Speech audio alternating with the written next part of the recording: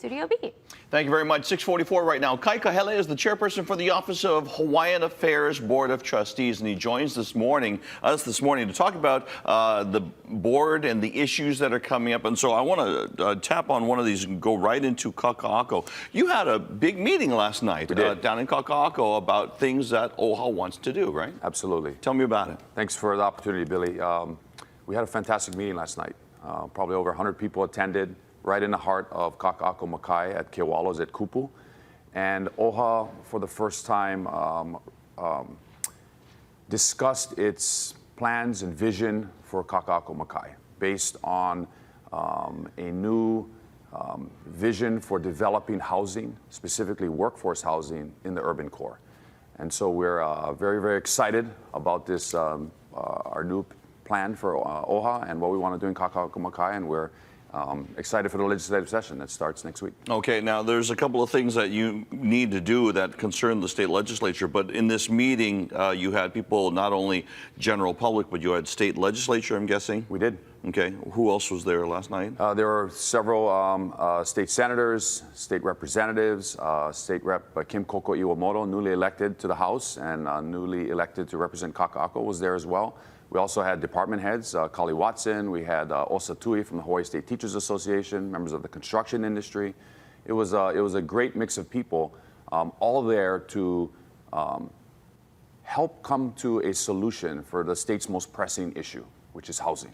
Now, the state ledge comes up in 6 days. You actually have your investiture coming up today. So what are you hoping to do? What is the bill that you've put together? So our bill does a couple important things. First and foremost, it asks the legislature to repeal the residential prohibition that has been in place since 2006. It then mandates 50% plus 1 unit of all residential development in Kaka'ako Makai to be dedicated to affordable and workforce housing. It creates a preference for 6 specific categories of the state's essential workforce: law enforcement, healthcare, education, hospitality, civil service, and the construction industry. It requires owner-occupants in all of the residential development that we're proposing to build. The primary area that we want to develop residential housing is right along Ala Moana Boulevard. We want to preserve the lay of green. We want to preserve the iconic, beautiful oceanfront of Kaka'ako Makai and create a beautiful promenade that can be enjoyed by people from all over the world. And you know, we want to make Kaka'ako Makai a special place. We want to allow local families to be able to live in the urban core and provide them housing at a affordable price. Okay, now this is a discussion that takes much more than the 3 minutes that we do have here. I'd like to ask you to maybe come back and we can talk about this in the podcast when we have a longer bit of time. Where can people get more information on what you're doing right now? Well, you know, first and foremost, the legislature is going to open next Wednesday, like you talked about. I encourage everyone to know who their legislator is. Make sure you know who your state rep is. Make sure you know who your state senator is. Go to capital.hawaii.gov. Register. OHA will, on OHA's website, oha.org, we'll have more information about the bill. And when the legislature does convene next Wednesday and the bill is introduced, follow the bill.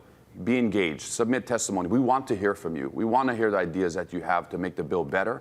And hopefully, at the end of this legislative session, we can get a bill to the governor's desk that will transform Kaka'ako Makai and make something very special for the people of Hawaii. Chairperson of the Board of Trustees for the Office of Hawaiian Affairs, Kahele, with us this morning. Mahalo. Sir, go get him. La mai kai. All right, back to you, Stephen Grace.